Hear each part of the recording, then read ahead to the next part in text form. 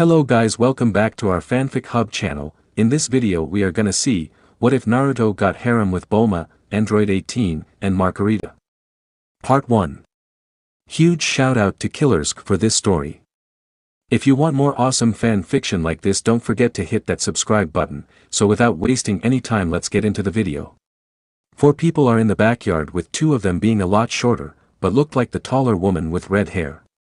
These were Kasumi and Narumi Uzumaki Namikaze, and they are 7 years old. The others were an average height beautiful woman with long red hair that went down to her ankles that had 2 strands on the sides of her face. This was Kushina Uzumaki Namikaze, their mother. The other person was a tall man who had spiky blonde hair and blue eyes with 2 bangs framing his face. He was wearing a usual Jonin flak jacket, but he was also wearing a white short-sleeved coat with red flames on the bottom of it on the back with the kanji written for 4th Hokage. This person was Minato Namikaze, the 4th Hokage of the Hidden Leaf Village. They were currently working on chakra control exercises, knowing how large their reserves will be and wanted them to have the best possible. "Look Mom, Dad, we did it!" Narumi shouted happily, with Kasumi grinning as well while standing on top of the tree branch. "Yeah, look! We made it to the top!" Kasumi agreed with her own grin. "Oh, I'm so proud of my girls. They're going to be the best ever, Databane." Kushina grinned with a thumbs up. "Alright girls, come on down." Their father called out, getting nods as they walked down the tree. Off to the side was a person who was watching them training. Made his heart break a bit seeing it happen. He was 12 years old and had spiky blonde hair with red tips on it. He was 5 feet 9 inches, which is tall for his age. This was Naruto Uzumaki, the oldest son of Kushina and Minato, and the reason he's not happy is that he never received training from his parents ever since he was 7 from Kushina and Minato, but that stopped for some reason he was never able to figure out. He had to learn everything on his own and from others, such as his godmother Tsunade Senju, Mikoto Uchiha, Fugaku Uchiha, his friend Yuga Yuzuki, and Hiruzen Sarutobi. What no one knew except for them was he had some secrets of his own kept from his parents. He was the Jinchuriki of the 2-tailed demon cat, the Nibi, or how he knew her as Matatabi. He loved her like a mother, as she always cared about him. When she found out that he wanted to get to know her and that he respects the Biju and wants to understand them more. He hadn't started training in her chakra much, as he didn't want to rely on her or just make her seem like a weapon, but someone who is important to him. His other secret was that he had a dojutsu, but it was special compared to others, as he had a combination of the Sharingan and the Rinnegan. He didn't know how he got them, but he was training one day when he overheard Minato talking about him, but what made him sad was how little he seemed to care for him, as he was talking to Jiraiya and they were talking as if he had no importance. He hadn't let his emotions get the better of him ever, but he cried, but he felt pain in his eyes for some reason, but what he didn't know was that his eyes were changing to something else. When the pain died down, he went to the mirror to check what happened, and he saw his eyes had changed. His right eye was purple with 1 ring around it, and his left eye was red with a black circle and 1 tomo on it. He recognized the left eye as the Sharingan, but not the right eye until he heard Matatabi tell him that it was the Rinnegan, that he had both dojutsu. He got some help from Mikoto and Fugaku after explaining to them, as well as Tsunade and Hiruzen, what had happened, making them wonder what his parents were doing or thinking about their son like this. They were surprised to hear about his new eyes and had thought about telling them, but Naruto said not to, since he didn't care for their approval anymore. He had learned so much from them. His chakra control that he learned from Tsunade was incredible for someone with his reserves, where he had nearly perfect control, and her taijutsu style, which seemed to suit him perfectly even though he couldn't use her super strength. She taught him medical ninjutsu for his team, since Matatabi could heal his wounds. Fugaku and Mikoto trained him in how to use the Sharingan to evolve it where he could use it with ease and it wouldn't be as taxing. They also trained him in Genjutsu, in being able to cast with and without the Sharingan, to not rely on it like many other Uchihas did. Hiruzen trained him in Fuinjutsu and Ninjutsu in all 5 elements. He got help from a friend of his, Yuga Yuzuki, who had become a Kenjutsu specialist, who taught him how to use a blade. He may not be as good as her right now, but she was confident he would surpass her someday, and even his mother Kushina. We find Naruto upstairs just hanging out when he heard his godfather talking to his parents about something, which was nothing new, but Jiraiya sounded serious about something which is unusual for him, so he decided to listen in on it. So how are the twins' training coming along? Jiraiya asked the parents. They're doing really well. At the rate they're going they'll be great and fulfill the prophecy. I just know they'll succeed in it. Minato praised. My babies are going to be badass when they're older as they continue to train. The world will be saved thanks to them. Kushina agreed, proud of her daughters. Good. We keep this up and everything will be okay in the end for us and they will be the saviors of the world. I just know the prophecy is about them. Jiraiya boasted. Prophecy? He asked himself quietly, not believing what he was hearing, with everything making sense now to him. Everything made sense to him now, the reason for their neglect and why they're training them now, but why? Because of a prophecy. Don't they know that prophecies aren't something to take seriously as they can change like life changes every day? It's something you can't predict. Jiraiya has always been retarded, but this takes the cake, but this hurt him knowing that they'd only train him if he was the so-called child of prophecy and not real love. I'm done. I'm leaving this village forever. I had mentioned it to Tsunade, Mikoto, Fugaku, and Hiruzen a couple times since I never felt like part of the family and they'd come to accept it as it would be good for me to get away from them. I'll need to leave notes for them to have before I leave. He said to himself, heading upstairs unaware of two individuals who had heard everything and knew what his life was like from his family. They were sickened with how they treated their son and Jiraiya for what a pig and disgusting person he was. Unknown figures, those bastards. How dare they treat their own like this? Especially that disgusting pervert. She shouted angrily. Calm down, Kami's sister. The pervert will get what is coming to him eventually. As for the parents, something seems off with them. I'm just not sure what it is yet, but for now what should we do about Naruto-kun? I personally don't want him to go to another village. The second figure said, easing her sister. What do you have in mind then, Yami? Kami asked curiously. I was thinking of another planet altogether. How would you feel about sending him to Earth? You know what'll happen there eventually, right? The Earth could use his help after all. Yami smirked. True, but would he be able to do so much as he is with just chakra? You know how strong Ki is, right? Kami asked, worried about their champion. I know it won't, so I was thinking of changing his DNA, where he'd be more than just human. How would you feel about us making him a Saiyan? He'd still keep his chakra, but he'd be able to use Ki as well in the process. What do you think? She asked her sister. Kami just smirked, liking the idea. I think that's a great idea, sister. Let's go greet him then. She said as they nodded and disappeared. With Naruto. Naruto had just finished copying scrolls from his father's library, wanting to advance in all areas since he still had room to improve with him being only a high chunin, but wanted to get better, so he had gotten the rest of the books to become a seal master in Fuinjutsu. More jutsus for elemental ninjutsu for each affinity and for wood style that Tsunade had given him since he would be able to use it eventually. He picked up notes for the Rasengan and the Hiraishin just to stick to his parents that he learned those two jutsus without their help. He got some books from Yugao in Kenjutsu to further improve himself, more scrolls from Mikoto and Fugaku in Genjutsu, more advanced taijutsu scrolls from Tsunade in chakra control exercises he could do since his reserves will continue to grow as he gets older. Now it was time for him to go. As he was finishing packing, he was visited by Kami and Yami, who appeared in his room, putting him on edge as he got into a fighting stance. Hello, Naruto Uzumaki. It's a pleasure to meet you. Kami smiled, making him blush. Hello. May I know who you are and how you know who I am? He asked, not wanting to appear rude. Oh, he's so polite. I knew he'd be so cute and respectful. It's nice to meet you, Naruto-kun.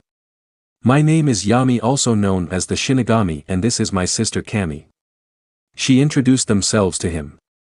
Naruto immediately got down on his knees, bowing to the two goddesses.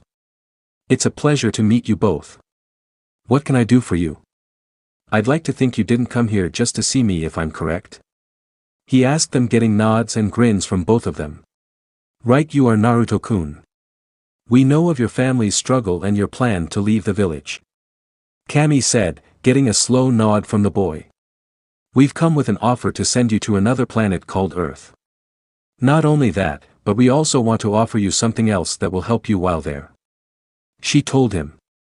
I'd be honored at the chance, but why help me?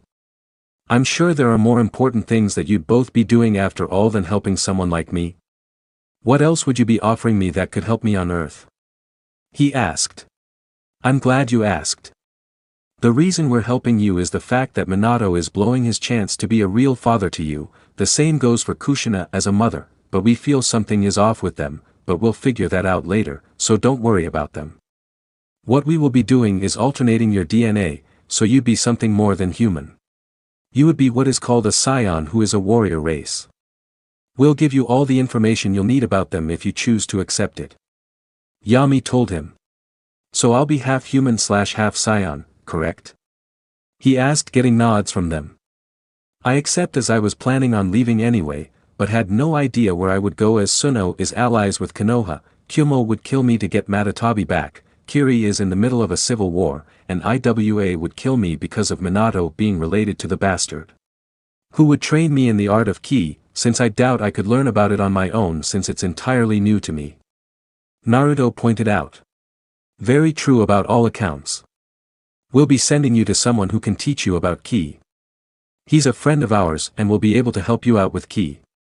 He's the guardian of the earth named Kami, but is not like me. We'll also check in on you from time to time to see how you're doing, as well as teach you other subjects such as mathematics, literature, science, history, and any other subjects you would be interested in learning, such as other languages. Kami told him as he smiled in gratitude. Thank you for this opportunity. I look forward to learning from him and you. I can't tell you how grateful I am for this, since there aren't many people here who are actually nice to me except for the select few, and they are okay with me. Do I need to do for the change to happen? The blonde asked them as they nodded. You don't need to do anything. Just lie down on the floor and then we can get started. It won't take long either. As soon as it finishes, we'll head out to Earth. Kami said, with Yami nodding in agreement. Naruto did what he was told as he laid down on the floor as Kami and Yami got started on the ritual to turn him into a Saiyan. They put their hands on his head when a white glow appeared on their hands, with the process beginning. Nothing happened at first, but everything started shaking around Konoha with the power that was being poured out as Naruto was being turned into a Saiyan. Not long later the shaking stopped, with the goddesses taking their hands off of Naruto. He fluttered his eyes open to reveal onyx eyes. That wasn't the only change that occurred, with his hair color changing to black with red/blonde tips. His body grew a couple of inches and he gained more muscle, but was still on the lean muscular build. How do you feel? Yami asked him. I feel great, like a new person. He said, not noticing the tail. What do you think, Matatabi? He asked the Biju. Oh my. I like the look, kitten, much cuter than you were before. I look forward to seeing what we can accomplish together. We should get going before someone comes to check on you, as I'm sure everyone feels the power. The demon cat told him. We should get going now. We have a lot to do with your new life. Kami said as they disappeared with a note on the desk as Minato, Kushina, and Jiraiya ran in. Where's Naruto-kun? Kushina asked. I'm not sure. One moment we were outside with the girls, but I don't remember a lot. However, the next moment the power surge that appeared came from here. Whatever happened in here must have been something to cause shaking to be felt. Minato said, confused. Oh, who cares about him? We have the twins to worry about right now. Jiraiya said uncaringly, making the two parents look at him like he's crazy. What do you mean? We care about him. Kushina said angrily when she saw a note on the desk. What's this? She asked as she opened it. As she read it she began to tear up and then started sobbing after finishing it, dropping to the floor on her knees as she wailed in misery of her oldest son being gone now. Minato took the letter and read it as well when he grew sad and started tearing up as well, thinking that his son was gone now, but the thing is he couldn't remember anything that had happened to him or his wife that lead up to this. I'm just glad the brat's gone now. He wasn't anything special to begin with. Jiraiya stated as he disappeared in smoke, being summoned by the toads as Hiruzen, Mikoto, Fugaku, and Tsunade ran in with a look of panic that was on their faces. Minato, what happened here? We all felt power coming from here and needed to figure out what had happened. Hiruzen said. We don't know. What we knew was we were training the twins and then the shaking started and we could feel coming from this room. Something else happened though, we can't seem to remember anything. My wife was the same way as we both don't know what happened. Why would Naruto leave? Did something happen that caused this? He asked the old Kage who grew angry, but also curious about them not remembering anything. How dare you? You say you don't remember, but what's there to remember? You two neglected your oldest and basically abandoned him. Neither of you spent time with him or trained him in any way. I was more like a parent to him than any of you were. Mikoto shouted at them angrily, tears streaming down her cheeks. What? I'd never do something like that. I was training my son when he was younger, then I had a meeting with Jiraiya and then nothing. The next thing I know is me and Minato are outside training the kids along with Jiraiya with everything shaking. Kushina explained, confused about what had happened to her. Jiraiya? What was the meeting about exactly? Fugaku asked curiously.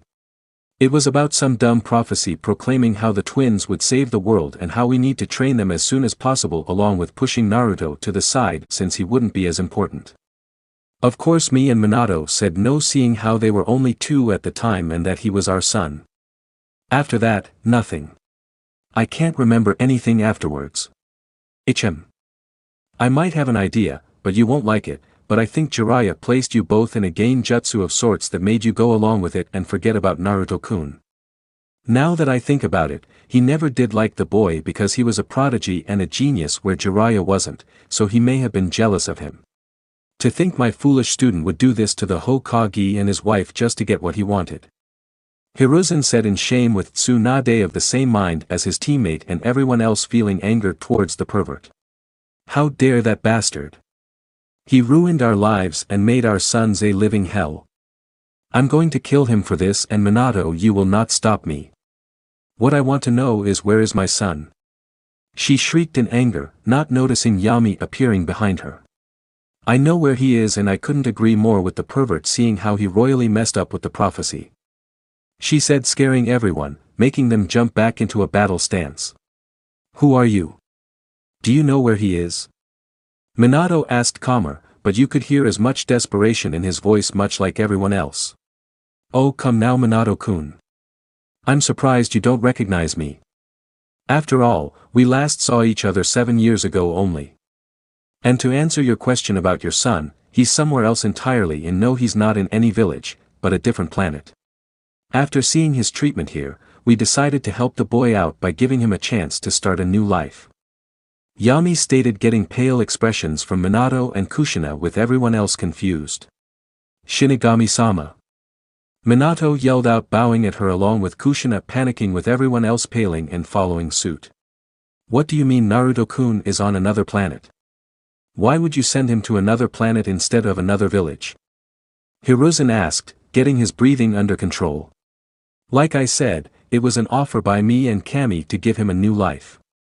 Another reason is that he'll be able to make friends his age, since it wasn't happening here with how the majority of the people here thought of him. And for why another planet instead of a village, well, to answer that, he said there wasn't really any place he could go since he'd either be killed or captured and sent back here. I can understand, and the same goes for Kyumo since he contains Nibi and would want her back. Suna would send him back here, and Kiri is in the middle of a civil war right now, so we thought sending him to another planet would be the best option for him to make friends and to grow as a person. The goddess told them, making everyone, but Minato and Kushina, nod in acceptance, but the latter two were horrified with what they learned. Our son's a Jinchuriki. When did this happen and how did it happen? Kushina asked, tearing up at the new information. Yes, he was on a mission when he came across the Jinchuriki of the Nibi, but instead of killing her he freed the Biju, without killing her host, and sealed her in himself at the behest of said Biju, who wanted to know more about him. It happened about 2 years ago when he had just become a Chunin. They're close and have a strong bond with one another too.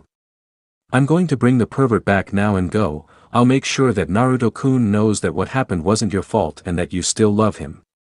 Yami said as she snapped her fingers as Jiraiya showed back up, looking around confused. Ta-ta everyone. She disappeared, leaving the group alone. Where am I? Minato, Kushina. What's going on here? He asked when all of a sudden a seal was placed on him that suppressed his chakra. What? What did you do to me? Release me at once. He shouted in disbelief at what just happened. You Jiraiya are what is going on. How could you use us as tools for some prophecy that we never agreed with? Minato sneered at his former teacher. What are you talking about? I didn't do anything. He tried to lie, while he was sweating thinking they knew and that they were freed. We know everything Jiraiya. You placed us in a gain jutsu because we didn't agree with what you were saying about the prophecy or our son. You made us forget about him and you never liked him, so this worked out for you. Minato told him coldly. Seeing no way of getting out of it, he decides to reveal his true feelings. Yeah, so what? He's nothing. You two weren't seeing the bigger picture. The needs of the many outweigh the needs of one boy, but you're right, I never liked him. This was the best chance to get rid of him and I wouldn't even care if he died. He was everything I wasn't, so I did what needed to be done, and the twins are the children of prophecy. Surely you all can see it, right? Jiraiya asked, getting looks that said the beep is wrong with you.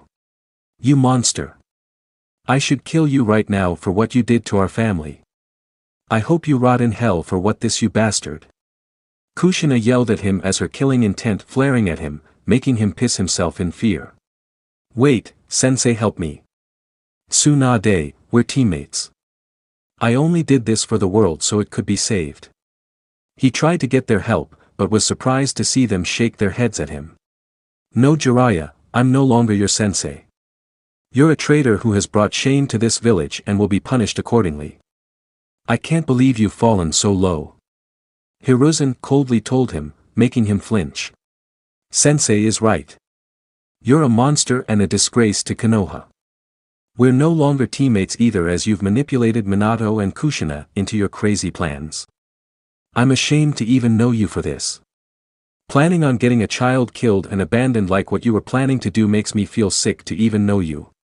I never want to see you again, trash. Don't you know that prophecies are meant to be taken lightly as they change often? You really are stupid. Tsunade growled as she stepped back with Hiruzen. You will be tried and will be put for execution for your crimes against me, my wife, and my family. He told his former teacher. Umbu. He ordered as two Umbu showed up. Take him away and make sure he's locked up good with no chance of escape. The Hokage ordered, with the two nodding, grabbing Jiraiya and disappearing in a shunshin. Kushina dropped down to her knees in anguish for what had happened with her oldest child being gone now because of some pervert, as Minato dropped with her, holding her close to comfort her as the twins' daughters walked in confused on what was going on until they were explained with everything that they had found out, making them angry at the pervert for ruining their family. The twins had always loved their brother and would try to help him out, and they'd hang out when they could, but they had spent most of their time training and they'd be tired, always making it hard to spend time with him. Oh Naruto-chan. I am so sorry, my sweet boy. I hope wherever you're at you'll be safe and happy. Kushina cried, sobbing into her husband's chest. The lookout. Naruto and Kami had appeared in what looked like a giant circular plane with one building in the middle of it with some plants on the sides which made no sense to him. The first thing he noticed was the air felt thinner to him. This is the lookout, Naruto-kun. Now before I leave, you should take a look at your body, since there might have been some changes to it when you became a Saiyan. Kami said, mirthful, looking forward to his reaction to him having a tail. What do you mean? He said as he saw something behind him, making him surprised to see a tail that was attached to him now. What the hell? I have a tail. He shouted in surprise, with Kami laughing at his reaction. You knew I'd react like this, didn't you? He deadpanned at the goddess. Guilty as charged, but it's part of what makes them Saiyans. Remember to train hard and to learn everything you can from your teachers. Remember, I'll also be stopping by to teach you everything you'd learn in school, since I don't want you to become just a martial artist, but to have a brain too. Before I leave, I will leave one last gift with you, she said, getting a nod from him. She tapped his forehead, giving him all the information about the Saiyan race, including the Oazuru form, the Super Saiyan of legend, but he wouldn't worry about that right now. He nodded good. Take care Naruto-kun. She said, disappearing leaving him alone. Not long after she left, two figures walked out of the building to find Naruto meditating, impressing them, not expecting someone his age to be one to meditate, as most people his age would rather do something that would be exciting. Hearing footsteps approaching him, ending his time in his mindscape with Madatabi. Hello. Are you Naruto Uzumaki? The dark individual asked. He nodded, answering his question. Are you Mr. Popo and Kami? I was told that I would be training under you both, and I want to thank you for this. Did she explain my situation? He asked them. I'm Kami, the guardian of Earth, and this is Mr. Popo. She did indeed tell us everything about you, and I'd like to tell you that you will learn much and things won't be the same. I would like to know more about this chakra that you possess along with ki now, if you wouldn't mind explaining. He said, getting a nod from Naruto, who went on to explain chakra is, and not only that, but also the biju, the different things that are possible with chakra. That's quite the energy source you have, Naruto. I'd like to learn more about it, but we have to begin your training in ki since you're new to it. You'll be spending 4 years training with me, and then after that you'll be sparring with someone who will be joining us for another 3 years. I foresee someone doing great things with you. I want you to be prepared for when he does show up, and that you'll be up to my level by then. Kami told him seriously.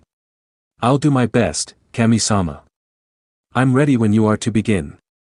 Naruto as they began his new training journey. He has spirit, that's for sure. I wonder how he'll do in learning how to use ki, and I can tell he'll have a bright future with the two goddesses teaching him outside of training. Good luck, Naruto-san. He thought to himself.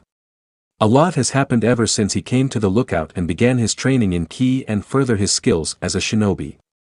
The training in ki was very difficult and one of the hardest things he's ever had to endure, but he was happy he was getting stronger.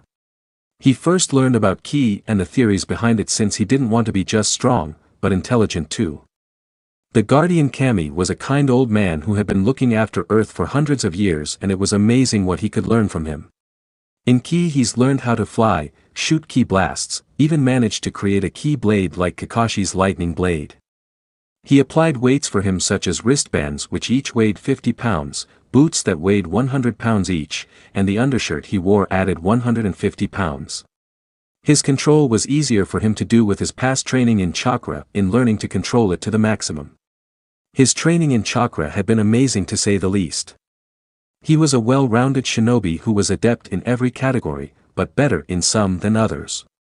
He excelled in fuinjutsu, ninjutsu, and taijutsu, but was still good in genjutsu and kenjutsu. His repertoire in ninjutsu was astounding, as he had mastered all his elemental manipulation exercises and had most of his techniques where he only needed one hand sign for the jutsu, thanks to shadow clones helping with his training. He was at a Kage level in ninjutsu. He was now a seal master and could even rival his parents. He constantly had a sparring partner, which helped improve his taijutsu. His genjutsu was at a moderate rate, as he could now cast B-rank genjutsu and break out of nearly any illusion on him. He didn't have anyone to really train with in kenjutsu, but he still practiced, so he wouldn't get rusty. He had also trained much with Madatabi in being able to use her chakra. After a long time of training with it, he fought her, which was a hard battle, but he ended up winning and taking her chakra for himself, giving him a blue flaming cloak that would appear. He could even go full Biju mode. When he was training his Rinna Sharingan, he'd learned a lot about them and what different abilities that he had obtained from them. He had inherited 4 techniques that came from the Sharingan portion. He could cast Amaterasu, which are black flames he summons that when used they last for 7 days and 7 nights unless he cancels them. Susanoo is when he can summon a silver samurai avatar that could rival. The third ability he obtained was Tsukiyomi, which is the ultimate genjutsu where the target is sent to another world in the mind where they are trapped in a crucified manner and are at the caster's mercy for 72 hours, but in reality it's for 3 seconds. The last ability is called Time Skip, which allows him to jump ahead for 1/10 of a second, giving him the chance to launch a surprise attack on someone. He learned everything about the Rinnegan portion and the different paths he could create, but decided not feeling the need to do that. All this made him a Kage level shinobi after his training was done. During his time there, he met another Saiyan who went by the name Son Goku, but he just called him Goku. He was a cheerful person and was someone who loved to fight strong people.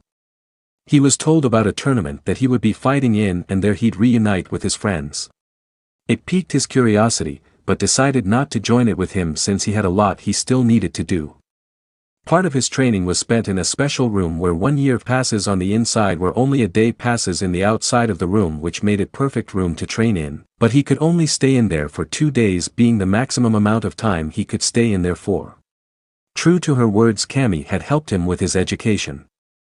She would come visit and teach him on different subjects such as mathematics, history, science, English. When he turned 16, she started teaching college courses after getting into one online. He decided to get a few bachelor's and master degrees in several fields such as nuclear physics, chemistry, engineering, applied mathematics, and computer science. This was possible thanks to shadow clones to help, and by the time he was 22 he had said master degrees in those fields. He was proud of his achievements, but knew it wouldn't have been possible without her help and willingness to teach him. She had even helped him get a driver's license since people flying is so bizarre. Speaking of her counterpart Yami, he'd been told by her and Cammy that his negligence wasn't his parents' fault, which confused him, not understanding until they explained how Jiraiya had caught them by surprise and placed them in a genjutsu to where they would follow through with his orders without question, which was his prophecy crap, and how that Jiraiya hated him, which worked even better towards his goal. It pissed him off with what the man had done to his family and nearly destroyed it. He was even told that his unleashed power once he became a Saiyan released them from the genjutsu, and when they found out what he had done, Minato arrested him and had him executed for what he did to them and his family.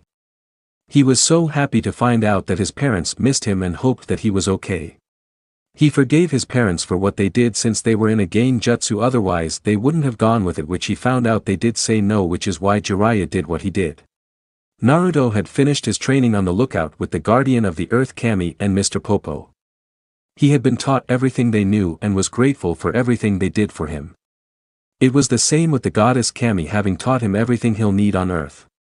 He was wearing a black shirt with the Uzumaki clan symbol on the back of the shirt that had white trimmings on the ends of the sleeves, with a white hoodie jacket, blue jeans with some casual black shoes. This is it, Naruto-kun. I couldn't be any more proud of you with everything you've learned from me. I have nothing left to teach you with, so you should go out into the world and experience life. Go get a girlfriend or two and have a family. She said with a grin as he blushed at the thought, but shook it off and grumbled under his breath. Thank you for everything, Kami-sama. I owe you for everything you've done for me in all these years, and I couldn't be any more grateful.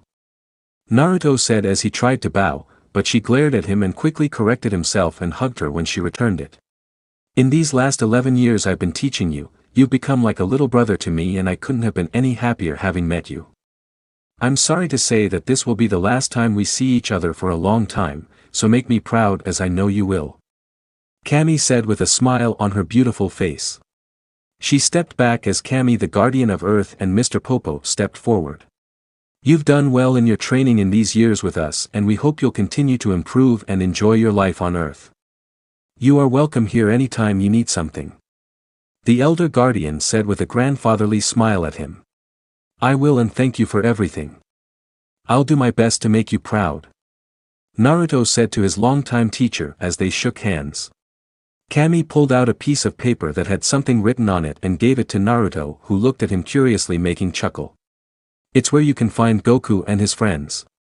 Apparently, they're getting together and you can meet up with them and introduce yourself to them. I think that would be a good start for you. He told his student, who nodded and pocketed the nod as he floated in the air and flew a ways from the lookout as the place grew smaller and smaller until he couldn't see it anymore. An hour later, Naruto was flying towards where Goku was, and judging by his energy signature he wasn't much further away, but for some reason it was getting smaller, which made him nervous. He decided to go faster and push more energy out, which almost sounded like a sonic boom, wanting to know what was going on. He arrived at the scene where he last felt Goku's energy, and it was completely gone, and he was surrounded by 4 people, 3 of them being adults and 1 being a child. Goku's body was disappearing though, and it made him wonder what was going on until he realized it. Cammy, what do you have planned for him? He asked himself, thinking what the Guardian of Earth had planned. He saw the green-looking man with 2 antennas pick up the boy who seemed to have gained his interest. Excuse me, but what are you doing with the kid Piccolo?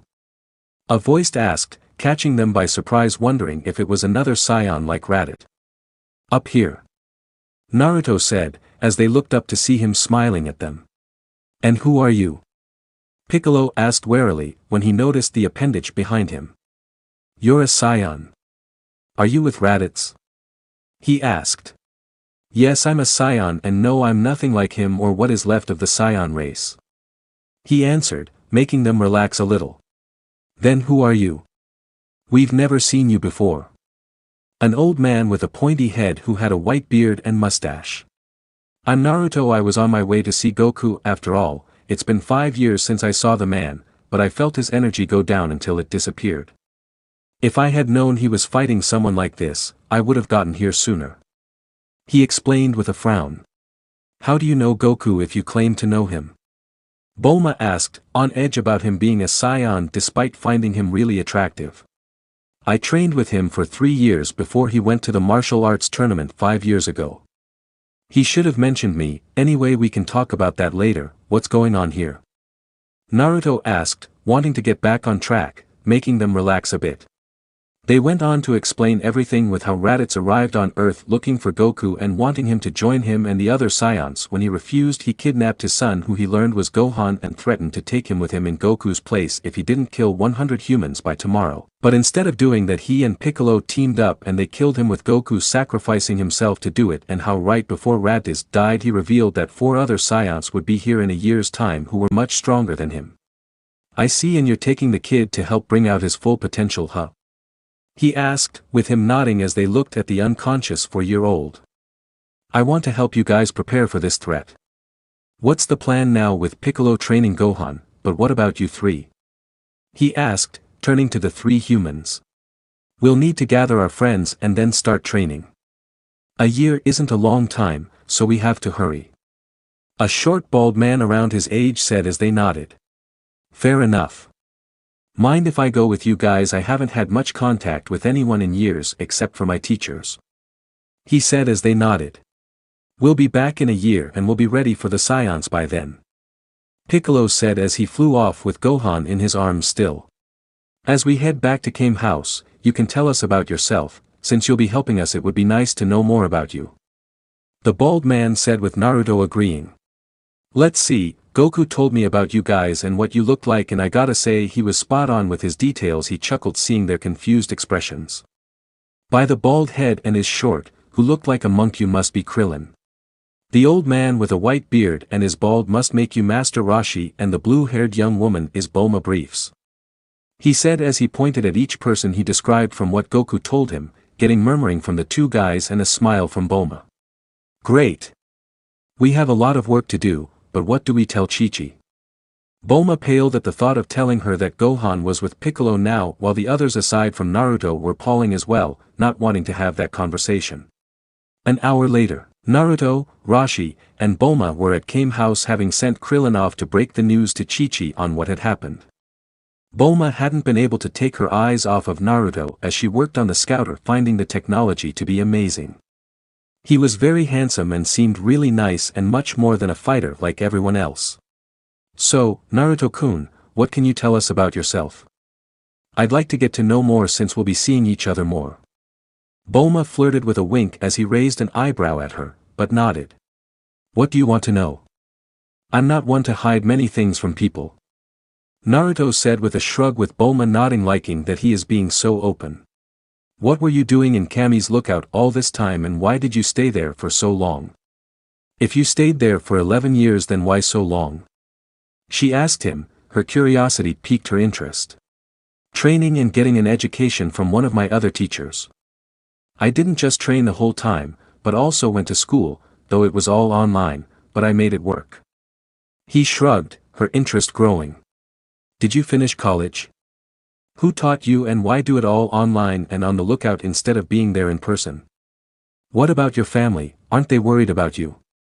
She asked, but she saw his eyes dull a little, making her wonder what happened. You don't have to tell me if it makes you uncomfortable. She told him. It's fine. It's just a long story and I've gotten over what had happened. I don't mind telling you, but you may not believe me. he said, who nodded at him. Now you have me curious even more, Naruto-kun.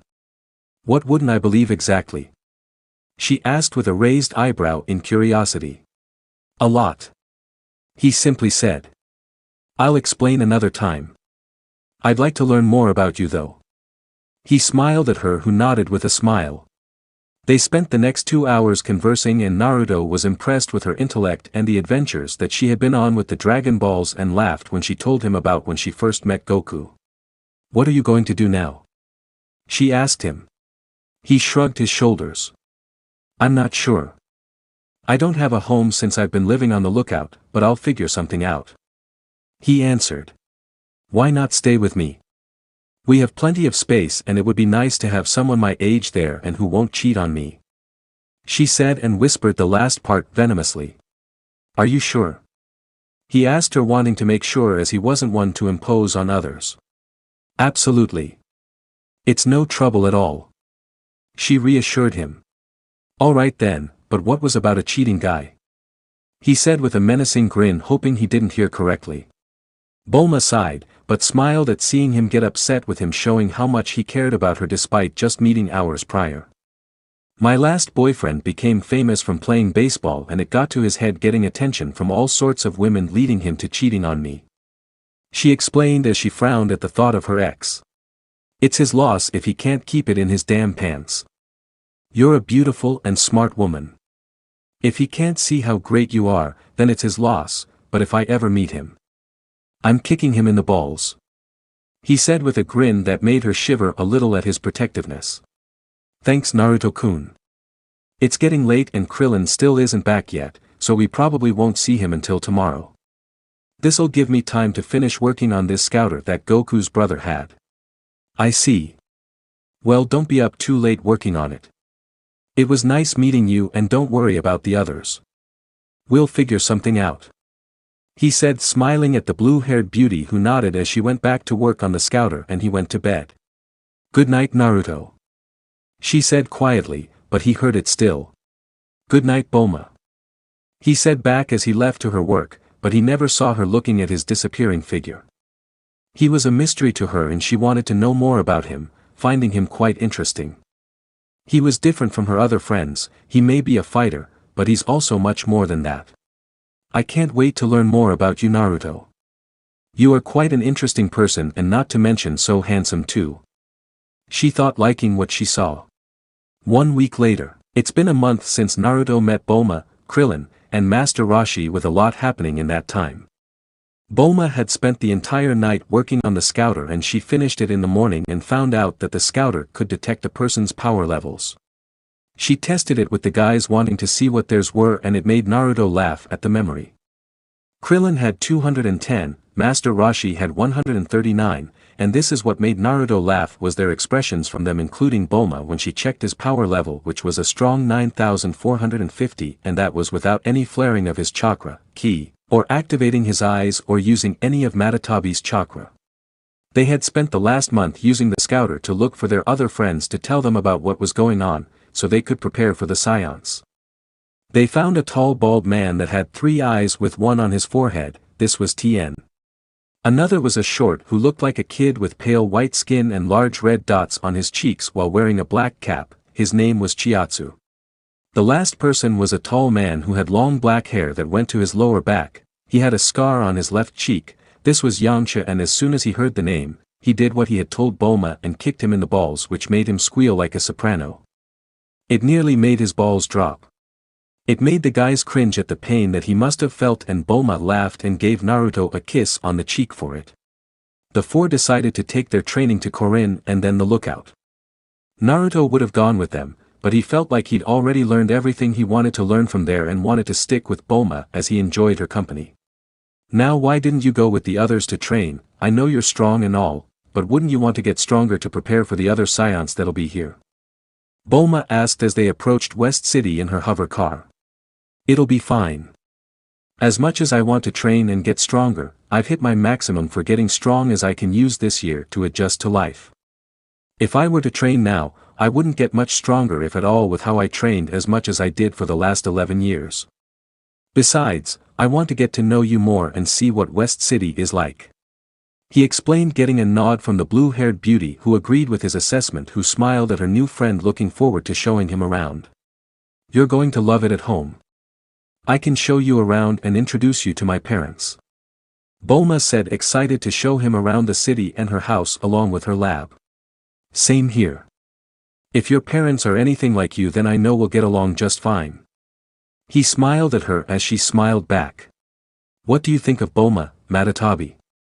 Naruto asked her tenant/sister figure through their link. She's something else. She's very attractive and seems interested in you, so here's what you should do when you get to her house: take her in the bedroom and have your way with her. Madatabi purred out in his mind. Naruto nearly choked on his spit hearing the question. Big sister? What the hell? He yelled in his head. What's the problem? She's showing some interest in you and I approve of her. Besides, you know you feel attracted to her as well, right? She asked, already knowing the answer. You're not wrong with her being attractive, but we met only a week ago. He argued back, but she kept her grin on. Don't take too long then. She may lose interest and go to someone else. She teased, seeing his eye twitch, making her laugh at his reaction. You're so mean, big sis. You just love to pick on me, don't you? He grumbled. Anyway, what do you think about all of this that we've learned so far about the other Saiyans that'll be here in a year? He asked, changing the subject. It'll be a hard battle, so we'll need to be ready for them, but I'm confident in our abilities. Your power level is nearly 10,000 in your base without your Rinna Sharingan, flaring your ki, chakra, and my chakra, which will give you a great chance. But we won't know until we see them in person, so all we can do is prepare for the worst. The demon cat said seriously, with Naruto nodding his head in agreement. Right. I'll let you sleep for now, sis. Thank you for everything you've done for me since we met. He said to her as he hugged her. She nodded and licked his face, showing her affections until he disappeared from the mindscape. Naruto? Are you there? Bulma asked, waving her hand in front of HM, trying to get his attention. Huh? Sorry, did you say something? He asked, with her eye twitching in annoyance at being ignored. I was trying to get your attention. You were spacing out there. What were you doing? She asked when she had seen his eyes were glazed over for a minute. Sorry about that. I was just lost in thought. He apologized, grinning sheepishly, scratching the back of his head. Fine. Well, we're almost there and then I can start showing you around. I also want to ask about something else I've been wondering about since we met, but couldn't with how busy we've been this last week. She said, pointing to his tail, getting a nod from him, knowing what she's referring to. The rest of the flight was spent in quiet, with Naruto thinking about how he's going to explain, since he's not a typical Saiyan. After some time thinking about it, he would just tell her whatever she would want to know, since he has nothing to hide from her. When they arrived in the city, Naruto could see how populated it was and the number of buildings it had. It was something to see, as it was bigger than Konoha. They eventually made it to what seemed to be her house, with a logo on the front with the letter CC, which stood for Capsule Corporations. Bulma had told them how her dad had started the company. Welcome to Capsule Corporation, Naruto. Let's get you settled in and then I can introduce you to mom and dad. She grinned in excitement, wanting to introduce him, as she found him to be quite the looker and was something else. Hi mom, dad. She called out, getting her parents' attention. Hi Bulma. Who's this handsome young man with you? Her mother greeted with a smile. She was a beautiful woman with blonde hair that had a frazzle look, along with her eyes were closed. She was wearing a white and yellow striped shirt with short white shorts and some sandals. This is Naruto Uzumaki, and a friend of ours. Well, he's friends with Goku more, but he'll be staying with us while he adjusts to living in the city. She explained, getting a nod from her as her father was staring at the Saiyan with calculating eyes, when he noticed the tail he had, making him wonder if he was like Goku in some way. Good to meet you, my boy. There's plenty of room here and don't be afraid to ask us if you need anything. He said with a nod, smiling at the boy, having a good feeling about him. Thank you. I will try not to be a bother, and I hope to get to know you both well along with Bulma here. He said, shaking his hand. Oh, we have much to discuss now that we have the time, so I hope you are ready for the questions. Bulma said with a smile that made him gulp while being rather nervous. Of course. He smiled nervously, not liking that smile she's giving him. Go easy on him, dear. Her father shouted, feeling sorry for the guy. Bulma led Naruto to where his room will be, which is a big room that could hold several people. He would need to decorate it, but he had something important to do at the moment. So, you wanted to talk about my tale? He asked, seeing her nod. Yes, I can only guess you're a Saiyan like Goku, but I want to know where you came from. I doubt that you are like that Raditz guy, but I'm also curious about how you came here because you didn't exist until 11 years ago. Bulma questioned, narrowing her eyes in suspicion. He nodded and was impressed with her being able to figure that much out so quickly. She's very smart and not afraid to call someone out when it's necessary, which made her that more interesting to him. Well, as you may guess, I'm not from Earth, or am I from planet Vegeta? I need to tell you that I was originally human, but circumstances led to me changing to a Saiyan. He cryptically answered, confusing her, but listened to what he had to say. He went on to explain everything about his home planet, that energy that they use called chakra. He also explained to her about how her family had been treating him for years until he left, but he had found out that his godfather was the cause of his neglect from them. How he got an offer from the Kami and Yami goddesses to become a Saiyan. By the time he was done, she was looking at him with concern in her eyes, which Naruto smiled at her and squeezed her hand, indicating that he was all right. I'm sorry that you had to deal with it and that your family was messed with, but at least it's all better now, right? You also have friends here like me and Goku. Thank you for telling me this, and I hope that maybe one day I can meet your family, as they seem to be really nice. She told him, her smile not leaving her face. Me too. You get along with them, but maybe someday you will. I'd like to get to know the city now, so where do we start? He asked, but got nervous when he saw a gleam in her eye, making him think that maybe that wasn't the right thing to say. 11 months have gone by since Naruto started living with the briefs, and it was enjoyable for him. He had gotten to know the family a lot, and he had to say, they were a great family. They didn't care if he was different from others, or even humans for that matter. They had done so much for him in the short time they'd known him. They knew about the incoming Saiyans, so they helped him prepare by building a gravity chambers room that could go up 100 times Earth gravity, which was nothing to laugh at.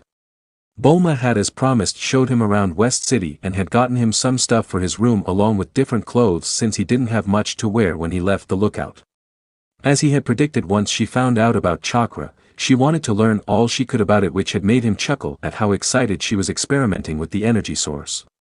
Another thing that Naruto had learned about Bulma was that she was dating Yamcha, or at least used to, when she broke up with him after getting tired of him cheating on her with other women, which he could understand, as it's wrong to cheat on someone, especially someone like Bulma, because 1, she can make you suffer the consequences for it, and 2, she doesn't deserve that kind of treatment. Naruto had found Bulma to be beyond beautiful and found himself to be having feelings for the woman, but would keep it to himself with her going through a breakup.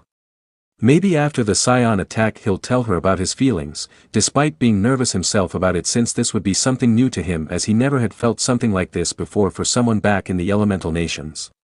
He hadn't trained a whole lot, as he was focusing mainly on keeping his skills sharp, since he was just making sure he would be prepared for when the Saiyans eventually got here. His power level had increased as well, but overall he was happy with himself with how these past months had gone by. During these last few months, she, along with himself, and Master Roshi had been collecting the Dragon Balls, so they could revive Goku for the fight. They had managed to collect them all, so all they were doing was waiting for the right time to do it. Naruto and Bulma were in the living room playing cards, with Naruto having a smirk on his face with Bulma looking frustrated. Damn it! How are you so good at these kinds of games? I don't think I've ever seen you lose at all. If I didn't know any better, I'd say you were cheating, but I know that's not like you. I say, after we deal with these Saiyans, we go to a casino and see how lucky you really get. She grumbled at his luck, wanting to see if he's just as good at gambling. What can I say, it's a gift. He grinned cheekily, making her mumble about dumb/cute Saiyans, which made him chuckle. That's fine with me, I haven't been to a casino in a long while anyway, which I'm curious about to see how different they are compared to the ones in the elemental nations. He said in a thinking pose. You better keep your word. If you ever go back to your home planet, I want to go with you as I'm curious to see what it's like there along with your family and friends. I need to thank a number of people for looking after you when your parents were under the illusion. Bulma said, getting a thinking expression from Naruto. Maybe. I'm not sure when we could go with everything going on right now. It's about time for the Saiyans to get here, so we need to focus on them for the time being, don't you think? He asked, when she nodded her head at him. It was at that moment, Rashi rushed into the room with a look of panic on his face, making Naruto raise his eyebrow, wondering what's got him so antsy. We need to summon the dragon now. I just talked to Goku. Was all Rashi said, getting quick nods from the two, seeing how serious he's being. Something must have happened for their plans to start earlier than expected. The summoning of Shenron happens like in canon with only Naruto being there, but nothing else happened. Well, if the Saiyans are getting here sooner than expected, I should get going myself. I've been keeping an eye on everyone, especially Piccolo and Gohan, making sure the kid would be safe. I have a feeling that the fighting will take place where they're at, so I should head over there. Naruto said, with Rashi nodding, and Bulma was looking nervous as she was rubbing her arm. Please be careful, Naruto. I don't want anything to happen to you or for you to die for that matter. Come back to me safely. She said timidly, looking at his onyx eyes, making him smile tenderly at her. I promise. He said, with a smile, making he smile back at him, wanting to believe him. In a moment of bravery she leaned up and kissed him on the cheek, blushing at what she did. Naruto was taken by surprise, having not expected her to do something like that, as he was blushing himself, but had a giant grin on his face. Now go and save this planet. She ordered, trying to push him along, so she could get her blush under control. All right. Thanks for everything, and I'll see you soon. He told her, kissing her cheek before flying off to where Gohan and Piccolo were, leaving a shocked Bulma in place as she placed a hand on where he had kissed her cheek. Please be safe. She mentally prayed to herself. Naruto had made it to where Gohan and Piccolo were, and he was impressed with what he could sense from them, especially Gohan. Despite being 4 years old, he had grown exponentially. Piccolo had gotten much stronger too, and if he was being honest with himself, he was looking forward to fighting the Saiyans. He'd never fought someone with ki before outside of sparring, and that's different. Hey guys. How'd training go? He asked, wanting to know what had gone on in the last year. It went fine, kid's tough, but let's hope it's enough. Piccolo said, when Naruto noticed he was being stared at by Gohan. You okay, kid? Naruto asked, raising his eyebrow, wondering what's going through his mind. Who are you? I've never seen you before. Gohan said with narrowed eyes. He chuckled at how serious he's being, which he thought looked cute on the kid, but decided to tell him to ease the kid's worries. I'm Naruto Uzumaki, and I'm a friend of your dad. We trained together for a few years a long time ago. Yes, I'm a Saiyan like you and Goku, but I don't want my home being invaded, so I'll be sticking around to help out. He explained with a grin. Gohan just stared at him for what seemed like forever before his expression turned into a smile, nodding his head in acceptance. Oh yeah. Dad mentioned you once before about a great sparring partner. We appreciate the help with this, so thank you, Mr. Naruto. He said, when Krillin landed beside them with a nervous expression. Hey guys. You ready for this? Because to be honest, I'm not sure if I am. Krillin said with a grimace. Being stressed about it won't help either, so just relax and keep a calm head. You've done all you can to prepare for this, so just do what you can and it'll be alright. He tried calming the bald guy, hoping to placate him. Thanks man. He said, when he noticed Gohan. Oh wow, you look like you've grown a lot, kid. Krillin said in surprise. How bad was the training with Piccolo? He whispered to him, not wanting the green Namekian to hear. Training wasn't that bad. He was strict and pushed me to my limits, but I learned a lot from him. The 4-year-old assured the bald man, easing his worries. How was your training, Krillin? He asked him, but was confused when he saw the fear in his eyes. First rule of Popo's training, do not talk about Popo's training. He cried in fear as he began shaking. Relax Krillin, it was just a question. They're almost here though, I sense 4 signatures heading towards us are traveling quite fast too if I might add. Naruto said in mild surprise, but he smirked at what was to come with the other 3 nodding as Krillin and Gohan talked for a bit while Piccolo kept an eye on Naruto as he wondered about him. Well look who we have here, 4 idiots waiting in the middle of nowhere. They heard someone say, making them look up to see 4 floating people. One was a tall bald man who was wearing armor like Raditz was except his shoulder pads were yellow instead of brown. The next 2 people were young women who were shorter than himself. One of them had long spiky black hair wearing a pink tube top that showed off her mid-D cup breasts, she also had a muscular yet toned body, and a plump ass. The other one was wearing black and red and had her hair in braids.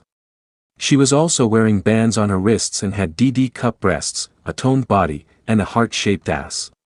The last person had black spiky hair that looked like a widow's peak. He wore the same armor except with blue spandex under it. He was about the same height as girls from the looks of it. He knew 2 of them were definitely Saiyans with their tails like his wrapped around their waists, but the girls didn't seem to have theirs, making him wonder if they had theirs cut off or something at one point.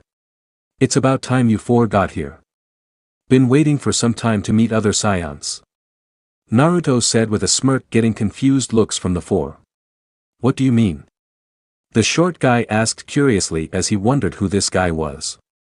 He'd never seen him before ever in his life. Vegeta, look at his waist. The spiky-haired girl said, getting his attention. Vegeta followed where she was pointing at. Well, look at this, a tail. You must be a Saiyan, but who are you since I've never seen you before? He asked. And you won't know, since it's none of your business, MC Widow's Peak.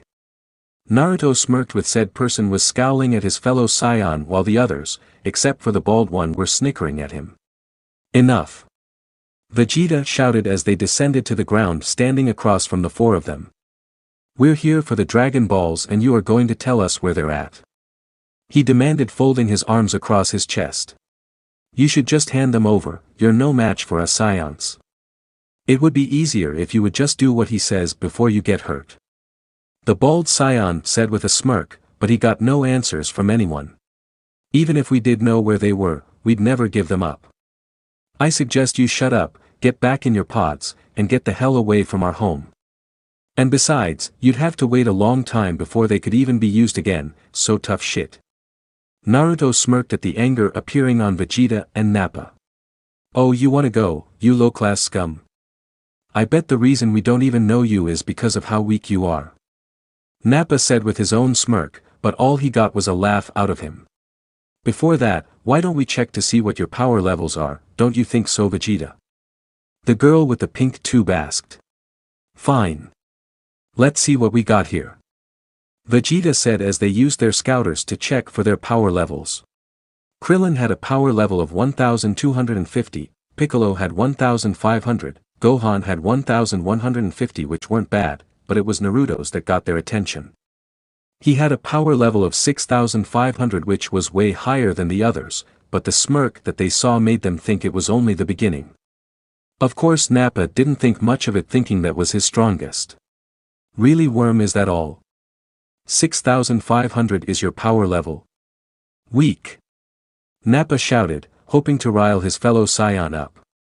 Enough talk. We're here to fight and that's what we're going to do. Piccolo interrupted their conversation, getting into a stance along with Krillin and Gohan. Why don't we take this guy and then you two can take the rest? Caulifla offered a suggestion, wanting to fight Naruto. Her friend didn't look so sure about it, as she was fidgeting a little, something that Naruto noticed, raising an eyebrow. Sure, whatever. Just don't lose. He's different from the others, I can tell that much about. Vegeta said rather seriously, making the 3 Saiyans look at him in surprise, since he only showed this seriousness around Frieza. Alright. Let's go. Naruto said as he flew away with the female Saiyans following him, with one looking nervous and the other couldn't keep the grin off her face in excitement. Naruto was flying away from the others and after getting far enough he landed with them following him. He decided to try to get some information from the two women. Why did you want to fight me alone instead of having the other two fight me as well? He was mainly curious. You seem strong and I couldn't let them have fun when we could have a go at you. She told him. I don't think I even got your names, so before we do this, wanna introduce yourselves? He asked. I'm Caulifla and this is my best friend Kale. And your name? Caulifla asked. Naruto Uzumaki. He said. Maelstrom huh. Great name. Now, I wanna see how strong you really are, so bring it on. She yelled, charging at him. When she got close enough she threw a punch at him. He ducked under it and went for a kick to her head, but she managed to block it with her arms. Caulifla went for another punch aiming for his face, but he caught her fist, spun her around, and threw her at a mountain making her crash into it. He stayed there for a bit waiting for her to come out, which wasn't long before the rubble exploded with her walking out of it, but she had some bruises, but she wasn't angry, she was grinning from ear to ear making him sweat drop at her.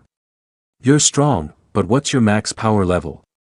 I want to fight you at your strongest. Caulifla said, wanting to really test herself against him. What about Kale over there? Shouldn't she help you?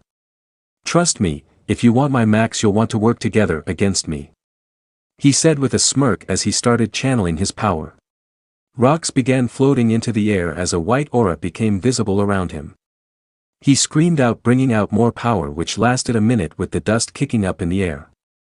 Her scouter was going off like crazy with her and Kale looking on with widened eyes in shock at what they were seeing. It's not stopping. His power level is at 19,000, which is just higher than Vegeta's max, and it's still rising. Caulifla called out, unbelievable. How is this possible? Kale muttered in shock and slight fear. I'm still not done yet. Naruto called out as he continued to raise his power with a giant roar, making everything explode around him as everything quieted down. Naruto walked out of the dust, appearing in view with his arms across his chest while looking on impassively, not showing any emotion. Caulifla, what is his power level? Kale stuttered out with a gulp. It's 50,000, that's impossible. Caulifla shouted in denial, but you could see a small smirk on her face. Bring it on. You're strong, I can see that, but we'll still beat you. She yelled as she disappeared and appeared in front of him, punching him in the gut, but he managed to block it, sending him skidding back a bit. Not a bad punch. Is that all you have though? He asked curiously / boredly. Let's see you handle this. She growled, kneeing him in the chest, making him jump back to avoid the hit, but wasn't prepared for Kale to suddenly appear, punching him in the face, crashing into the mountain.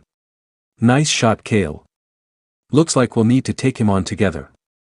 Shall we, my protege?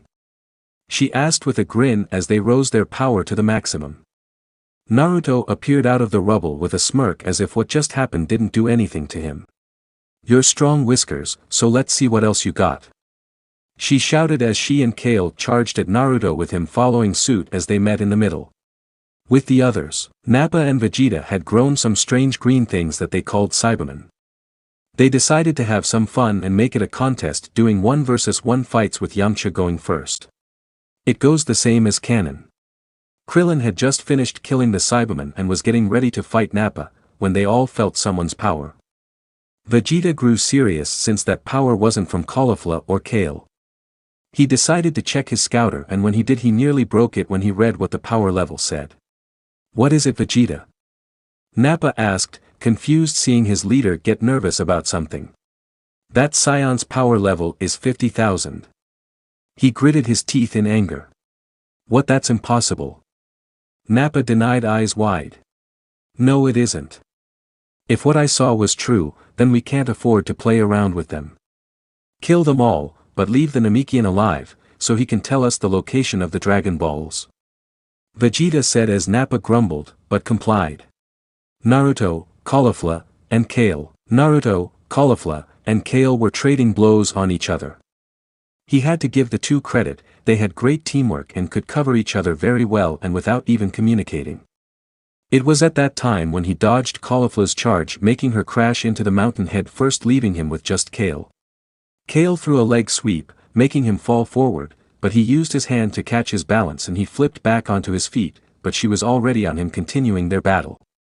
Naruto pushed her back, gaining some distance when he shot some energy blasts at her. Kale was forced to jump away and dodge the incoming blasts. She was getting frustrated because her and Caulifla hadn't been able to cause any real damage to him. "You're a tough bastard, ain't ya? Why are you here on this planet when you could be anywhere else?" Caulifla asked, not mockingly, but more curiously. "It's my home. I grew up here for 11 years and I've come to enjoy this planet and the people here." His answer was simple, yet they could hear the joy in his voice. "Let's see what else you got," she said, punching her fist into her palm with a grin on her face in excitement. She dashed at him again, throwing a punch, but he caught it, grabbed her wrist and threw her over his shoulder, but had to dodge seeing multiple ki blasts being sent at him, which he had to jump back to avoid them. She didn't get a chance to do anything else as Naruto disappeared in a blur, surprising them as they couldn't see him. They looked around for him, but were not able to see him when he appeared behind her. Not able to react quick enough, he kicked her in the back, but didn't stop as he followed up with a 5 combination of 3 punches and 2 kicks, causing her yell in pain as she crashed into the ground with a loud thud. Naruto followed by sending out 3 ki blasts at her, hoping to knock her out with that assault. "Caulifla!" Kale shouted in shock at seeing her opponent move so fast. She barely had time to block fist with her arms, but she had to wince from the power coming from them. "Come on, you can do better than that, right?" he asked, but noticed she was hesitating for some reason, which confused him. He would need to figure out what's going on. Naruto disappeared again like with Caulifla and appeared in front of her, going for a knee to her chest, but she managed to catch it and grabbed his leg and swung him around, before throwing him towards the mountain, but he managed to catch himself and jumped off it and landed on his feet. By this point Caulifla had managed to get back up, but you could see she wasn't looking the best with several bruises and cuts on her body. "We don't need to fight, you know." "I don't want to fight either of you, I can tell you're here against your will," he said to them, getting their attention. "So, what? It's not like we can do anything against the prince. He's stronger than both of us," Caulifla said, with Kale nodding a little sad. "Why not stay with me then? It can end here and you can live here with us on Earth," he said, surprising the two, not expecting an invitation like that. "Even if we wanted to, Vegeta would find us and it wouldn't be good," Kale said. "Enough talking, we have a job to do, we're going to do it," Caulifla said as she held her hands out with a ki blast forming, except it was much bigger than normal ones and they were red. Crush Cannon. Several red ki blasts came out in rapid succession as they hit him, causing an explosion. They waited for the dust to settle, so they could see if it hit or not. "Did I get him?" she asked as she was panting a little from the attack, as she put a lot of her power into it. I think so," Kale started to say, but they saw someone walking out of the smoke, revealing it to be Naruto with no injuries or anything of the sort on him. "What the hell? I put everything I had into that attack," Caulifla shouted in disbelief. Once Naruto was in complete view, he looked like nothing had happened to him, no scratches, no burn marks, nothing. His eyes, however, had changed. They were purple instead of his normal black, which had some strange designs and some strange-looking tomos in them. It was something they'd never seen before. "What's with the eyes? They're different from before," Caulifla stated. Naruto didn't say anything as he went through hand signs, further confusing the two Saiyans, not knowing what he's doing as he inhaled deeply. Fire style, fireball jutsu. Naruto exhaled as a giant fireball escaped his mouth, heading towards the two Saiyans. They could feel the heat coming from it, but didn't have time to think about it as they had to dodge the flames, not wanting to get burned, but it gave Naruto the time to appear before Kale as she went for a punch. But he caught her fist and kneed her in the gut, making her spit out saliva. Not having time to react, he punched her in the face, breaking her nose with a sickening crunch, knocking her into the ground, knocking her out. The dust settled and Kale saw that she was knocked out and was tied up, which made her tense seeing her friend like that. "Easy, she'll be fine. Nothing will happen to her. I can promise you that. I don't want to fight anymore. Please give up and I can send you somewhere safe," he told the female Saiyan who just stared at him. She continued to stare at him for a moment until she sighed and nodded slowly, knowing she couldn't beat him and knew he would keep them safe. It was strange, she had never met anyone like this before who didn't want to fight and yet was so strong. This was a Saiyan she'd never met before, and it wasn't a bad thing. "Okay. What do you want me to do now?" she asked. "I have a friend at this place who can look after you too and provide a home for the time being.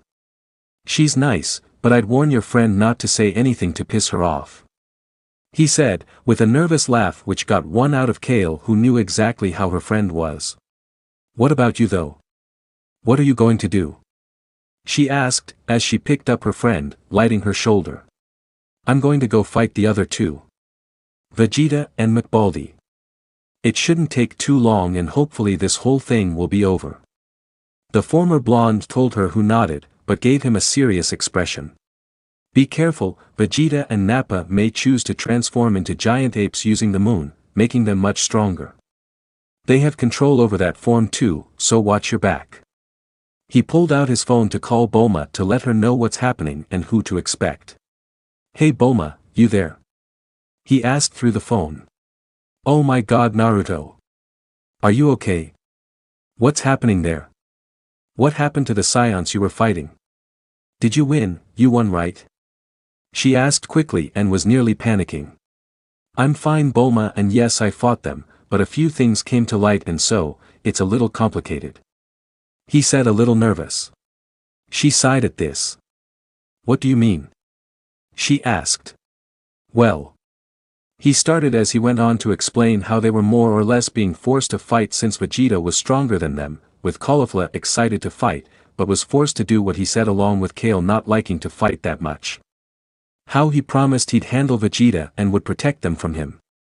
He knocked one of them out and talked to the other one into giving up and could stay with us at the Brief's mansion. When he was done explaining, she took everything in, sighing in understanding. "I understand, Naruto, you can't help yourself in wanting to help others, can you?" she asked, not seeing him scratch his head sheepishly, knowing how true that was. "They can stay with us. And Naruto, be careful, if this Vegeta guy is stronger than the others, then it'll be harder. You better win. After this, you owe me a date, mister," she said, with a smile. "I will, and thank you." "Wait, what?" he asked, but he heard the hanging up, making him not sure what just happened, but he sealed his phone away. "Well, let's go see how everyone else is doing. When I left I sensed others arriving on the scene, I can only imagine it was the others joining to help fight Vegeta and Nappa," he said as he flew off in their direction. When Naruto made it back to the others, he saw some dead bodies, with them being Yamcha, who was in a crater, Tien, who was missing an arm. He had no idea where Kaiotsu was, and he could see Piccolo wasn't looking so good, having multiple bruises and different injuries on him, looking to be drawing his last breaths, along with Krillin not doing much better, and Gohan was kneeling next to Piccolo. He realized how late he was and how he didn't make it back fast enough to save any of them, which meant there wouldn't be any more Dragon Balls. Naruto saw Nappa heading towards Gohan and knew he had to get in the way. He disappeared and reappeared in front of the giant and kicked him in the chin, sending him flying back, landing next to the kid. "You alright?" he asked, not taking his eyes off the Saiyan men. "I'm fine, Mr. Naruto. It's just I felt so weak. I wasn't able to do anything to help them. The big guy was too strong for everyone," Gohan said, clenching his fist in anger. "You rest easy, kid, let me handle him. I want you to go over to where Krillin is and wait for your dad. He should be here soon," he told him, who nodded with a smile at hearing his father would be here soon. "Ha! Like you could take us both on. We're not like those weak Saiyan girls," Nappa sneered after he recovered from the attack. "We'll see about that. You don't seem very bright to underestimate me like this." He smirked, seeing a vein appear on Nappa's head. "Shut up, you low-class trash," he said, making Naruto roll his eyes at the dumb insult that wasn't even offensive. "You're annoying," was all Naruto said as Nappa was getting angry at his attitude. He charged his ki until a white aura surrounded him, making it visible for everyone to see. Gohan and Krillin were in fear at seeing his power, but Naruto looked bored, not being impressed with his power. He felt more from kale and cauliflower when he fought them. Nappa didn't waste any time as he charged at him with a series of kicks and punches, but Naruto was dodging with the same bored expression on his face. Nappa, growing frustrated, changed his attack to adding punches into it, but it did little as he continued to dodge them easily. The giant Saiyan grew angrier as he released more power, making him faster, but much to his shock the outcome was still the same. He went for a punch to his face, but Naruto disappeared and landed on his head with a smirk, pissing him off more. Nappa went to grab him, leaving him open. Naruto vanished again, appearing in front of him, throwing an uppercut to his stomach, making him hunch over, spitting up blood. He wasn't done as he went with a 3-punch combo, sending him flying back, crashing into the mountains. Vegeta was watching this and was getting worried, seeing his second-in-command getting tossed around like a ragdoll. He hadn't expected this no-name Saiyan to be this strong. He couldn't worry about him just yet as he knew Nappa was far from done yet. And he was right when the rubble erupted with a raging Nappa appearing. He had a large amount of injuries on him and tick marks on his head. "You're dead, you're nobody. I'm an elite Saiyan. You can't be beating me like this. I refuse to believe it." Nappa yelled in denial. He opened his mouth, gathering ki in it for an attack, something that Naruto noticed immediately. Not long after, he shot a beam from his mouth heading straight for Naruto, who merely smirked, but no one saw it. Naruto extended his hand out as ki formed around it until it was 2 feet away from him. As the beam got closer, he swung his hand with a yell, slicing the beam in two, passing by him, shocking everyone there, especially the 2 Saiyans who were looking in disbelief. "You're done," he said with a serious expression, vanishing from his spot, with Nappa doing the same as their fists collided, sending out small shockwaves as they continued trading blows for several minutes until Naruto dodged a punch, throwing an elbow to his face, sending him skidding back. He wasn't done as he sent out several ki blasts at him, forcing him to dodge by flying into the air, but he saw the blasts follow him instead of hitting where he was. Naruto appeared in front of him and punched him in the chest, sending him back as the blasts connected with his back, causing an explosion. When the smoke cleared, Nappa crashed to where Vegeta was and he looked broken with his bones shattered, several cuts on his body, he was missing an arm, and had blood leaking down his head. "Looks like he's done. What about you, Prince, what will you do?" he asked, when he sensed someone appear on what looked like a yellow cloud. "Daddy," Gohan said excitedly. "Goku," Krillin said, feeling the same as Gohan. "Damn, Goku's power increased dramatically. He's not close to me yet, but to get this much stronger in a year is incredible." Naruto was impressed with his friend's power. "This is impossible. Kakarot was nowhere near this strong a year ago when he fought Raditz, and now this no-name Saiyan has beaten not only Caulifla and Kale, but now Nappa. Damn it," he growled, mentally trying to decide what he's going to do. "Hey Naruto. Wow, you've gotten stronger since I last saw you. I'd like to spar with you sometime, but first we need to deal with him," Goku said, regarding Vegeta, with Naruto agreeing with him. "You can fight him. I'm confident that you can handle him, but be careful as we don't know how much stronger he is compared to the others," he told the orange GI wearing Saiyan, who nodded in seriousness. "Pathetic Nappa. I warned you to be cautious of this guy, but you ignored it, and now look at you, so weak, pathetic, and a broken man. I have no use for someone who is missing an arm and can barely walk," Vegeta said as he grabbed his arm and suddenly threw him into the air. They weren't expecting that or what happened next. He channeled his power and it was astounding as gusts of wind were being blown, making everyone except Naruto cover their eyes, not knowing what he's doing, but was shocked at what he did. He blasted the injured Saiyan until there was nothing left of the buff Saiyan, knowing that he had killed his teammate. This disturbed everyone except Naruto, since he was aware of how cruel he was due to what Kale had told him. This could have been them if they came back as failures. Goku and Vegeta flew off to another part after Goku convinced him to fight somewhere else, so his friends' bodies wouldn't be destroyed in the process. This gave Naruto the time to really check on Gohan and Krillin, seeing how they are looking pretty beat up from the fight against Nappa. "Here, let me do a quick scan of your injuries," he told the duo, who looked at him in mild surprise. "You're a healer?" Krillin asked. "Yes. Back in my old village, I was trained by my godmother in medicine and how to use my ki to heal rather than just to fight, but it also took precise control, so you don't do more harm to the body. Just hold still and let me do this. He explained as they nodded. They were in awe when they saw his hands glowing green, which lasted a few minutes, which they assumed was him doing a diagnosis. So how bad is it? Krillin asked, not beating around the bush. Well, you've definitely got some broken ribs along with a concussion on you, Krillin. Gohan, however, isn't as bad compared to you, so I'd suggest you two go back to Kame House where everyone is. He told them. But what about? Gohan was about to protest, but Naruto interrupted. Go, I'm sure your mother is worried sick about you and no need to worry about your old man. I'll keep an eye on him and help him out should he need it. You can trust me to do that, kid. Now let me heal you a bit before you leave. He told the duo, who nodded and decided to trust him to watch over Goku as they flew off toward the small island. Now let's see what you can do, Goku. You've gotten much stronger, I can tell that much, but will it be enough against Vegeta? He asked out loud. The fight goes as canon to the point of Goku hitting him with a X4 Kaioken in their beams clash. Son of a bitch.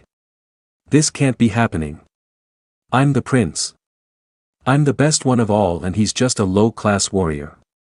He shouted to the heavens in rage at being bested by this low-class weakling. After raging for a few minutes, he got himself under control, knowing that getting upset won't do anything to help him. He smirked as an idea came to mind. I was going to do this later, but it's mainly used to take out cities and here I am using it to take down one person. He said with the smirk still on his face as his plan came to mind. Vegeta flew back to Goku after a while as something he noticed changed, having to alter his plan a bit, but the result would still be the same. So you destroyed the moon, huh? It makes no difference whether there's one here or not. We discovered that not every planet has a moon like this one, which made our jobs harder, so we discovered a means in creating an artificial moon that does the job just as well. He said, as a small white orb appeared in his hand before he tossed it into the sky, laughing like a madman knowing what was to come. While this was going on, Naruto was nearby watching the whole thing and was now becoming worried since this would make him much stronger where Goku would need more time to recover, so it was up to him to fight Vegeta. While he was thinking this, Vegeta had begun his transformation and it was something to see from another's perspective. Vegeta grew to the size of the QB, having learned to control his great ape form and knew how strong it was. He could feel the effects from the moon calling out to him to transform, but he was resisting, wanting to fight him with Madatabi's Biju form. It made him excited to see how they would do together against him. You want to take a shot at him, Madatabi? It would give you a chance to cut loose and have some fun. What do you say? He asked his sister figure/tenant. Oh, you sure know how to treat a woman, Naruto-kun. She purred at him. Let's do it. It'll be great to stretch and get some action for once. She agreed excitedly. Alright, let's go. He shouted as he let Madatabi take control as she began her own transformation. As Naruto was going through the Biju transformation, Goku was having a hard time handling Vegeta's new form. Not only was he stronger now, but he was still just as fast.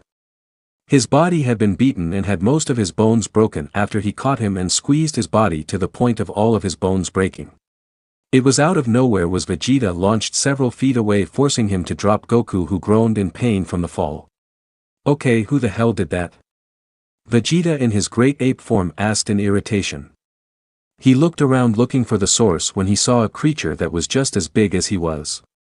It was a giant cat that seemed to be made out of blue flames. The cat had two different eye colors, with one being yellow and the other green.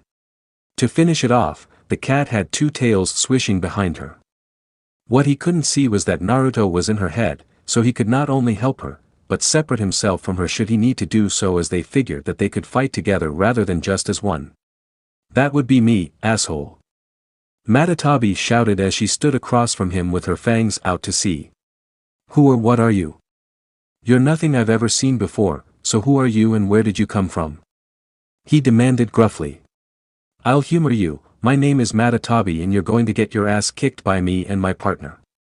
She said, narrowing her eyes as she lunged at Vegeta with her claws ready to swipe him. I'm Prince Vegeta, the prince of all Saiyans. I'm not afraid of you, little kitty. He roared, not intimidated by the demon cat. Madara dashed at her with Vegeta in his stance, who ducked under a swipe from her claw and retaliated with a punch to her cheek. But she used one of her tails to catch it and used it to bring him closer to her and didn't have time to dodge this one as she sliced his armor with her claws, making him roar in pain before he was hit with her other tail, making him crash into the mountain. It didn't take long for him to get out of the rubble as he roared and prepared a ki blast from his mouth. Madara saw this and charged a tailed beast bomb of her own, making both attacks to be impressive. When they were ready, they fired their respective attacks at each other, causing a struggle to come between the two, but Naruto, who was with her, added his own chakra to the jutsu, began to overpower his own, making him get frustrated until it completely overpowered and shattered the beam with it, hitting him directly, causing a giant explosion. Again, Vegeta wouldn't stay down for long as he suddenly appeared in front of Madara and swung his fists at the cat, catching her by surprise, hitting her in the cheek with a sudden 5-punch combo, not expecting the attack sent her back, but not enough to force her away. You could see earthquakes happening with the two giants fighting each blow they would cause on one another. Having had enough of this battle, Naruto got an idea as he unsealed his sword, having a plan form in his head. What are you thinking, little brother? Got a plan of sorts? She asked through their mental link. I'm going to go for the tail and cut it off while you hold him in place. You think you can do that for me to get close enough? He'll be protective of it, knowing what would happen if someone managed to cut it, but with you helping it'll make things easier. He told her, making her hum in thought. I can do that. Just be careful though, as like you said, he'll have his guard up, but I'll do what I can to keep him busy for you. Better be quick about it. She said as he nodded and cut the link off with their plan in motion now. Naruto jumped out of Madara's head with the Saiyans' eyes going wide at seeing this, not knowing what the bastard had planned, but he couldn't think on it for too long as Madara was there in an instant as she instantly was on him. Fire style, blazing meteors. She shouted as she sent out multiple fireballs that were the size of them. Vegeta could do nothing but take on the onslaught as he tried to avoid them, but Madara was holding him with her tails and claws, making it near impossible to get away. This gave Naruto the opportunity to approach his tail, but he was caught off guard when Vegeta was able to get out of her grasp and used his tail to hit him into the ground that created a crater. Naruto! She called out to her host in worry, seeing him take a hit like that. Worry about yourself. Vegeta said, charging at her with impressive speed, forcing her on the defensive, evading his strikes or block with her paws and tails. He's impressive, I'll say that much. He doesn't go down that easily. She commented with a grin still on her face. I'm fine, by the way, no need to worry about me. He groaned as he slowly got up. He's tough, I'll give him that, but we can take him. You seem to be having fun fighting him. I know it's been years since you fought someone. He said, seeing the usual Cheshire grin on her face when she's either excited about something or she's up to something. Alright Madara, I need you to hold him down now so I can finish this.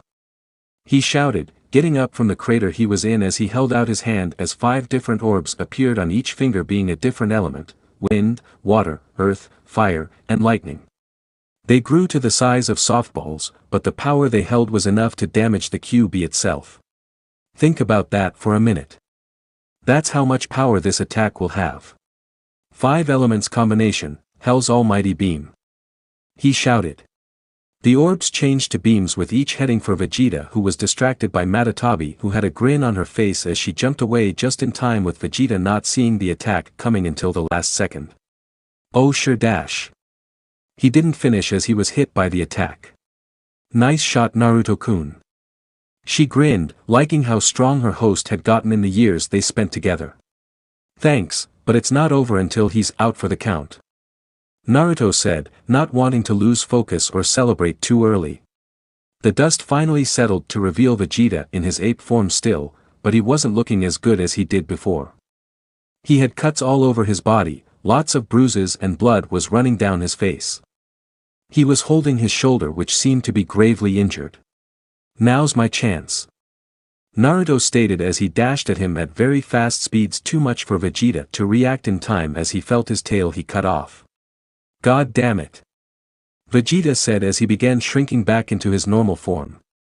By the time he was back to normal, he was panting heavily from exhaustion, knowing how much stress it puts on the body when it came to using that form. Adding to the injuries he had, it made things even worse for him. "How dare you!" The prince growled, but was shut up instantly when Naruto kicked him in the chin, sending him into the air. Naruto disappeared via Shunshin and appeared behind him as he kicked him with an axe kick, which sent him crashing into the ground, causing a crater. Vegeta didn't have many options left on what to do. He normally wouldn't do something like this, but he decided that retreating would be the best thing for him to do. He pulled out a remote and pushed a button and tossed it as he waited for his pod to come to him. Normally Naruto wouldn't wait on what his opponent would do, but his Saiyan instincts were telling me to let him go. As much as he didn't want to do it, he knew that Vegeta would get stronger from this and could give him a challenge. He was worthy to be the prince of the Saiyan race, but he would need to go stronger to face him again. He watched as the pod landed next to him as he crawled into it. "I'll be back, and when I do, everyone is dead. Mark my words, you trash." His voice echoed as the pod disappeared from view into space. Naruto sighed in relief, knowing that the battle was over now. The question now on his mind was, what's next? He didn't get to think much when Madara sat in his lap in her smaller form. The end. Alright, that's it for today's video, guys. Let me know in the comments section how was the story, and also don't forget to like, share and subscribe. Bye bye.